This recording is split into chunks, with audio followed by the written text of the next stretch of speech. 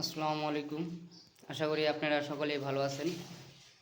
তো আজকে আমি আপনাদেরকে দেখাবো কিভাবে তার বিল্ডিংয়ের ওয়ারিং কেবল ঢুকাইছি। তো এটা হচ্ছে একটি সুইচ বোর্ড। তো আমরা সুইচ বোর্ডে কেবল নিয়ে আসছি। আর এটা হচ্ছে একটি বাতির লাইন, এখানে বাতি হবে। তারপর এটা হচ্ছে একটি ফ্যানের লাইন, আর এটা হচ্ছে আরেকটি বাতির লাইন। আমরা এই যে এখানে আবার আরেকটি ফ্রিজের লাইন রাখছি, ফ্রিজ বসবে। আমরা এখান দিয়ে লাইন ঢুকে আমরা এখান থেকে এখানে নিয়ে আসছি। তো এটা হচ্ছে একটি টিভি বক্স। তো এই টিভি বক্সটি আমরা 6 ফুট উচ্চতায় দিয়েছি, যাতে কোনো প্রকার কোনো দুর্ঘটনা হলে যাতে আমরা খুব সহজেই সার্কিট ব্রেকার বন্ধ করতে পারি। এই জন্য আমরা 6 ফুট উচ্চতায় এই টিভি বক্সটি দিয়েছি।